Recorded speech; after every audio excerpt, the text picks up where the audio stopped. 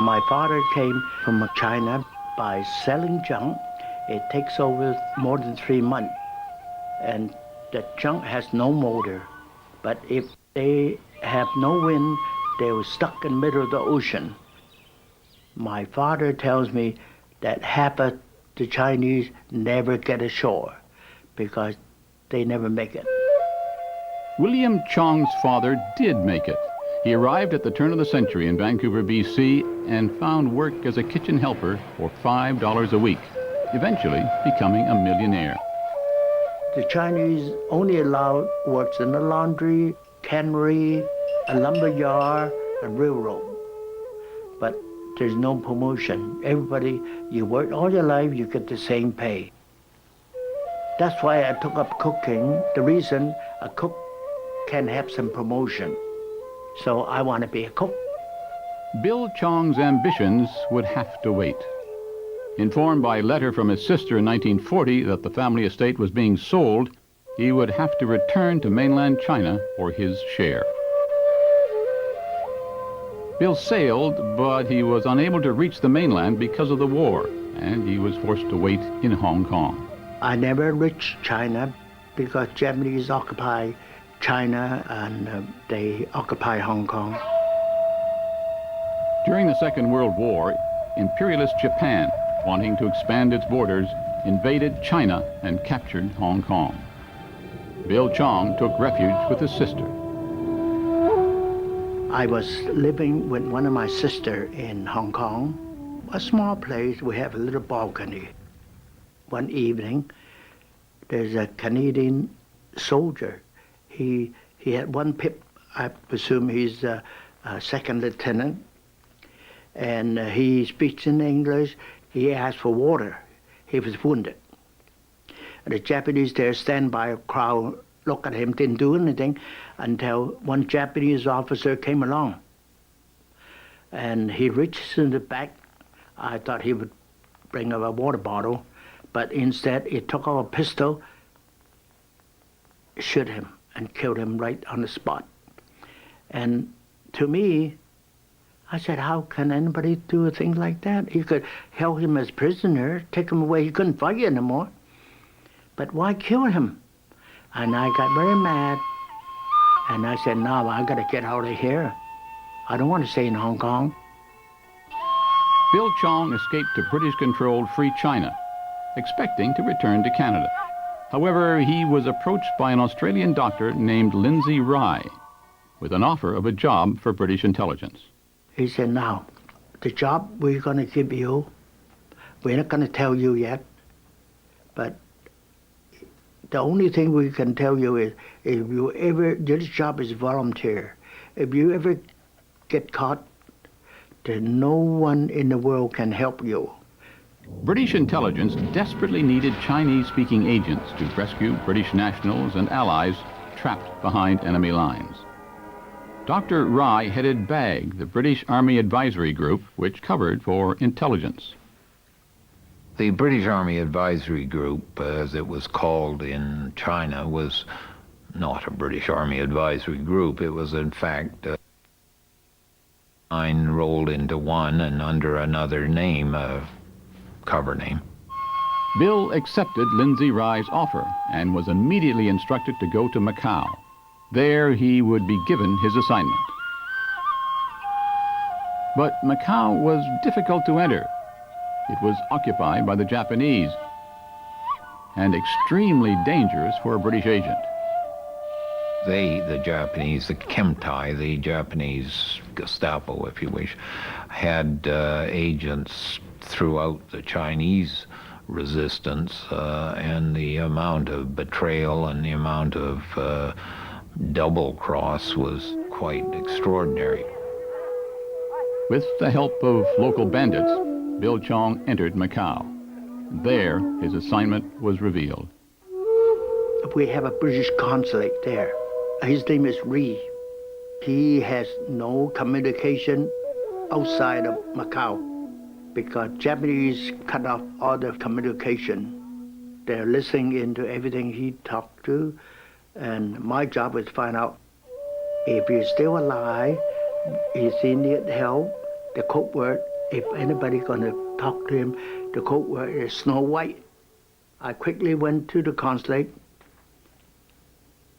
and to my surprise, because Japanese had Chinese gendarme all over the British consulate outside. But how am I going to get in? If I know we were going to get in, I won't be able to come out. The next day, Bill Chong went to a grocer, purchased some canned goods and a box of soap.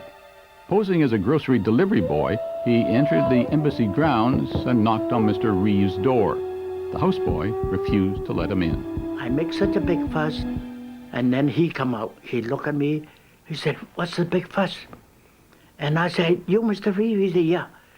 I said, "You buy some Snow White soap." In those days, there's no Snow White soap. He said, "No, I didn't buy any Snow White soap." I said, "Snow White." I had to say about 3 times.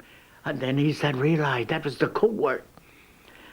He told the cook and the houseboy, said, "Okay, let me go in." And he took me in the room, and he locked the door, and he pulled out a little pistol. I said, "Who you gonna shoot, sir?" He said, "That's the only protection I have. The police don't protect me, and the Japanese are around me. I don't dare to go out the house."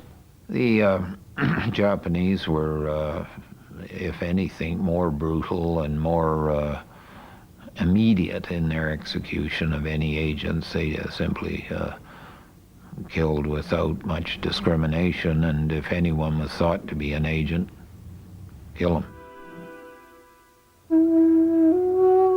My mission is to rescue any nationality if they're British subject. I'm to help them get out of enemy territory and get into free China to safety. Bill Chong used the Chinese sampan to smuggle his charges out of Japanese territory, the first being 3 very large Norwegian pilots. You know how big the Norwegian is? I never met them. So I brought him to this guy, Sam. Oh, he said, no. I said, "What for?" He said, too tall. I said, "Well, I can't cut them out." He said, "Now, must have more money. Maybe you can do." I said, "Okay, I pay." And he said, "When you go in the sampan, he must kneel on the floor. He can't sit on the seat." They each give him a little rod, pretend to be a fisherman, and they watch the Japanese spotlight. Like in the movie, soon as the spotlight go by, they roll. They really roll. Oh. Then he says, when you get across, you don't walk. You stand underneath the seagrass. The seagrass is very tall. But still, these 3 guys taller than the seagrass. They got a kneel. And we wait till dawn, we start walking. But I got them back safely. Bill Chong was never caught, but one mission from Macau to Hong Kong was particularly harrowing. This boatman, he had a Japanese flag on his boat. And I thought maybe that would probably save. So we went on the boat. On the second day, a Japanese patrol come by. They asked the boatman, "Why are he hoisting a Japanese flag? Have he got permission to use Japanese flag?" This boatman can speak Japanese. The more he speaks Japanese to the Japanese, he's about half the size, the Japanese are half the size of this boatman. He's a big, tall guy. He gets slapped, beaten, all over. For 3 days, they were held without food or water. On the 4th day, both passengers and crew were ordered into the cargo hold, and the Japanese nailed planks over the door and set them adrift. The boatman finally went on the back of the junk. He used the elbow and knocked off a piece of plank. And when he knocked off one piece, he took off another piece. He can crawl out. I said, that would be the last we're going to see him. He can swim, but we couldn't get him. We couldn't swim. We don't know which way to swim to. He got out. About a few minutes later, we heard the hatch. Somebody opening the hatch. It's the boatman. He opened the hatch, and we all come up on deck. What a relief. Throughout the war, Bill Chong rescued people from all sorts of professions and nationalities without losing one. I'm like a bus driver. Anybody come on my bus, they get a ride. That's it. My job is finished. Through their selfless actions and boundless courage, these are the forgotten heroes of a war that created our modern world.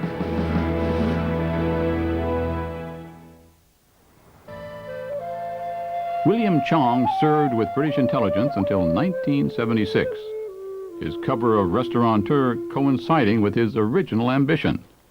His restaurant business became quite successful.